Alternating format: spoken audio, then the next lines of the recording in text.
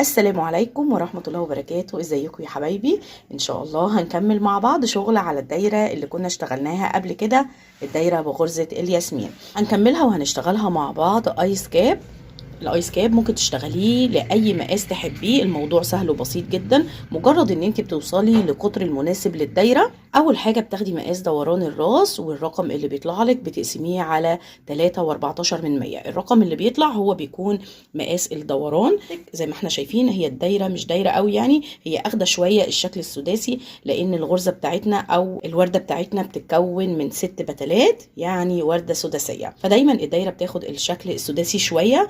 مجرد طبعا ما بنوقف التزايد وبنبدا ان احنا نحولها لايس كاب، الشكل بينتظم معانا وبيكون شكلها جميل جدا. معايا الخيط اللي انا هشتغل بيه، انا هشتغل بخيط اليس بيبس كريم. معايا الدايره اللي انا هكمل شغل عليها، الدايره دي كنا شرحناها في فيديو بالتفصيل قبل كده، هحط لكم اللينك علشان تكونوا معايا من البدايه. الموضوع اسهل بكتير من شغل الدايره، احنا بنشتغل بطريقه منتظمه كل سطر، تمام، وعدد غرز معين.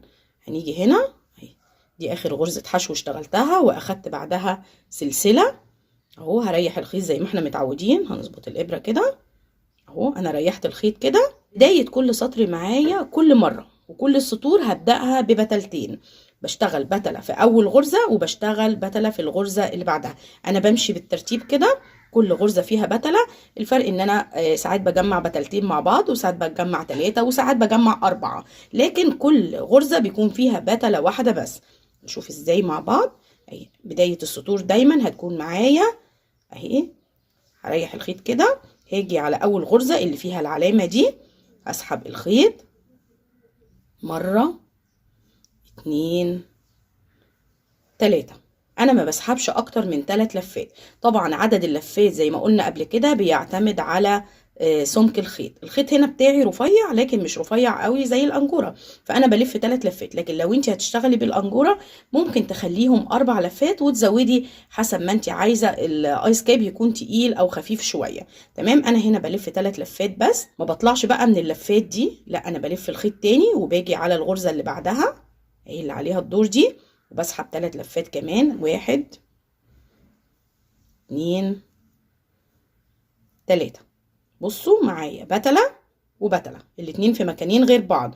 بمسك الخيط كده زي ما احنا متعودين، بصوا بمسكه منين كده اهو، بسحب الخيط من اللفات اللي على الابرة كلها وانا ماسكه الخيط لسه اهو. تمام، الحلقة اللي على الابرة برجع للحلقة اللي انا ماسكاها بايدي دي، بدخل فيها كده، بسحب الخيط. معايا حلقتين على الابرة، باخد غرزة حشو، ودايما بعد الحشو باخد سلسلة.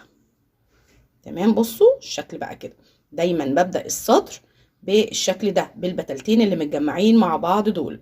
بعد كده الشغل اللي جاي كله هيكون 3 بتلات مرة واحدة. نكمل مع بعض اهو. غرزة الحشو بعديها سلسلة، بريح الخيط، بلف كده، باجي على نفس الغرزة اللي انا قفلت فيها وبسحب 3 لفات. ادي 1 2 3. بنزل على اللي بعدها، بصوا انا ماشيه كده بالترتيب، بنزل على اللي بعدها 1 2 3. بلف تاني وبنزل على اللي بعدها لتالت مره وبسحب 3 لفات. 1 2 3. بصوا التلات بتلات على الابره ازاي اهو. بمسك الخيط كده، بطلع من التلاتة مره واحده اهو، وماسكه الحلقه بتاعتي اهو بايدي، ومعايا حلقه على الابره. برجع للحلقه اللي انا ماسكاها بايدي، بدخل فيها كده، بسحب الخيط اهو. معايا حلقتين بصوا بعيد عن بعض، بحاول اجمعهم كده، بطلع غرزه حشو وباخد سلسله وراهم. 3 بتلات اتجمعوا مع بعض. شغل السطر ده كله هيكون بنفس الطريقه، هاخد 3 بتلات ورا بعض واجمعهم في غرزه واحده لحد اخر السطر. مفيش حاجه بقى اسمها ان انا هلاقي الورده ناقصه بتله فهكمل 3 والناقصه بتلتين فهكمل 2، لا، كله 3، سواء الورده ناقصه بتله او 2 او يعني زي ما تكون ناقصه هتكملي 3 بتلات في نفس الغرزه. تمام اهو. بريح كمان مره اهو، بلف وبنزل على نفس الغرزه اللي انا قفلت فيها، بطلع بلفه 2 3. بلف الخيط وبنزل على الغرزة اللي بعدها لفة 2 3. كده ايه بتلتين، بلف الخيط بنزل على اللي بعدها لفة 2، وادي اللفة التالتة. نخلي بالنا واحنا بنسحب الخيط عشان ما نشدش خيط من البتلات اللي قبل كده. تمام. بصوا معايا 3 بتلات اهم، بسحب الخيط من التلاتة بس لازم اكون ماسكاه كده، بسحب كده وبطلع.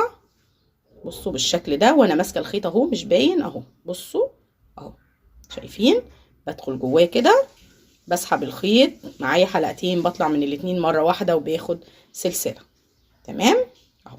السطر ده هنكمله كله بنفس الطريقه دي، وهرجع لكم عند اخر غرزه علشان نشوف هنقفل السطر ازاي. وصلت كده لنهايه السطر، وقبل ما اقفل السطر عايزه اوريكم المنظر ده. بصوا الدايره بدات تلم بالشكل ده اهي، واخدت شكل الايس كاب. بصوا اهو، والشكل السداسي اللي كان فيها اختفى وبقت دايره وطالعه على ايس كاب. تمام. دي اخر حاجه هشتغلها. احنا كنا ماشيين بنظام ان احنا بنجمع كل 3 بتلات مع بعض ما عدا اول بتله. طيب البتله الاخيره هنجمعها ازاي؟ اهو انا وصلت للعلامه، هشتغل هنا بتله، والغرزه اللي بعديها بتله، والغرزه اللي فيها العلامه بتله. وعشان اقفل السطر هاجي في الغرزه اللي بعد العلامه على طول وهشتغل بتله. يعني اخر حاجه هشتغلها هجمع 4 بتلات مع بعض. يبقى بدات السطر ببتلتين، وبعد كده كل وردة بشتغلها او كل خطوة بشتغلها بجمع 3 بتلات بس في كل الغرز اللي عدت دي. تمام. لكن هاجي عند اخر حاجة وهجمع 4 بتلات اهو. يعني هعدي العلامة، ودايما كل سطر بقفله بعدي العلامة اللي انا حطاها بغرزة كده، يكون السطر اتقفل معايا وبرجع انقلها للسطر الجديد. هنشوف ازاي. دي اخر غرزة حشو اشتغلتها. هريح الخيط شوية كده وهطلع بالثلاث لفات بتوعي. ادي مرة 2 3. تمام. مش هقفل، هنقل على اللي بعدها وهلف اهي لفة 2 3. كده ايه بتلتين اللي فيها العلامة، وهنخلي العلامة عايزة تشيليها وهتكوني معلمة اخر غرزة وعارفاها مفيش مشكلة، انا بشيلها بعد ما بقفل السطر. هلف كده وهاجي جنب العلامة اهو، نجيبها على جنب كده، هدخل جنبها بالظبط وهاخد لفة 2 3. بصوا كده 3 بتلات. البتلة الرابعة بقى عشان انهي السطر. لو انا هكمل طبعا ودي مش الوردة الاخيرة هشتغل 3 وهجمعهم مع بعض، لكن دي عشان اخر حاجة وهقفل السطر فانا هجمع 4 بتلات مع بعض. العلامة اهي، هاجي على اللي بعدها على طول لفة 2 3 اهو. بصوا نخلي بالنا عشان ايه مفيش حاجة تفلت مننا. اللفة التالتة اهي رجعتها. بصوا هنا بتلة 2 3 4. بطلع بمسك الخيط كده الاول وبطلع من الاربعة مرة واحدة. نخلي بالنا بقى واحنا طالعين عشان ما نسحبش اي خيوط معانا. بصوا الاربعة اهو عديت منهم بالخيط وانا ماسكة لسه الخيط بالشكل ده. برجع للخيط اللي انا ماسكاه، بضيق كده الغرزة وبرجع للخيط اللي انا ماسكاه كده، بدخل جواه وبسحب الخيط سوري اهو بالراحة عشان دول 4 بتلات مع بعض كتير على الابره اهو. بصوا بجمعهم كده، بطلع بغرزه حشو وسلسله، وبعد السطر بتاعي بالشكل ده. بصوا اهو شايفين اهي الجوانب بتاعتها ارتفعت اهي. لو قفلناها كده تكون اخده الشكل ده. خلاص العلامه بتاعتي هشيلها من الغرزه اللي هي موجوده فيها وهنقلها لاخر غرزه قفلت بيها اللي هي غرزة الحشو الأخيرة دي، عشان دي هتكون بداية السطر الجديد أو المكان اللي أنا هقفل فيه بعد نهاية السطر. زي ما قلنا بداية السطر بتكون بتلتين 2 بس. بريح الخيط في نفس المكان لفة 2 3 ادي بتلة. المكان اللي بعده لفة 2 3. دايما بدايات السطر بتاعتي في الايس كاب بتكون كده. هطلع منهم الاتنين مرة واحدة، هرجع للخيط اللي على ايدي وهسحب غرزة حشو وهقفل بسلسلة كده. السطر الجديد بدأ اهو. بعد كده اول السطر بتلتين، بعد كده كل اللي جاي هيكون 3 مع بعض. بريح الخيط في نفس المكان اللي انا طالعة منه ده وبرجع له تاني غرزة الحشو، بسحب لفة 2 3 برجع على اللي بعده اهو، لفة 2 3 ادي بتلتين، البتلة التالتة في اللي بعدها في المركز اللي بعده، لفة 2 3. بصوا 3 بتلات بطلع منهم ال3 مرة واحدة، برجع للخيط اللي انا ماسكاه بسحب منه الخيط كده اهو بالشكل ده، بطلع غرزة حشو وسلسلة. تمام، ده السطر الجديد انا هكمله خلاص. مفيش اي جديد في الايس كاب، الموضوع اسهل مما تتخيلوا، ما بياخدش وقت خالص. بنفس الطريقه هتشتغلي كل السطور اللي جايه لحد ما توصلي للطول اللي انت عايزاه للايس كاب. انا هكمل لحد الطول المناسب وهرجع لكم عشان نشوف شكل الايس كاب وصل لايه.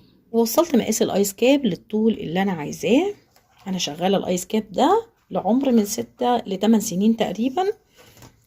انا وصلته ل20 سنتي بالظبط. المقاس ده كويس جدا، انا قسته على البنت لقيته مظبوط جدا. بصوا شكل الغرزه من قريب. وكمان اشتغلت الايس كاب من خيط انجورا جولد. بصوا شكلها جميل جدا ازاي. تمام اهو، ده شكل الخيط الانجورا اهو. تمام، وده شكل الاليز بيبي سكريم اهو. الشله دي اشتغلت منها الايس كاب، والشله دي اشتغلت منها الايس كاب ده. تمام كده. نشوف بقى الفرق بينهم وهنشوف اوزانهم. الايس كاب ده للسن الكبير، بصوا مريح اكتر من الاليس بيبي سكريم. طبعا الاليس بيبي سكريم خيط مش سميك، لكن طبعا الانجورا اقل منه كتير جدا في السمك. تمام، يعني ده يعتبر رفيع لكن ده ارفع بكتير. بصوا ده شكله اهو، ده شكل الغرزه. تمام، هنا انا عامله اللفه بتاعه البف 4 لفات، هنا انا عاملاها 3. بصوا الفرق بينهم اهو، شايفين هنا 3 وهنا 4. تمام، ده لسن من 6 ل 8 سنين، وده للسن الانساتي الكبير. تمام، هنشوف كل واحد فيهم اخد قد ايه من الجرامات.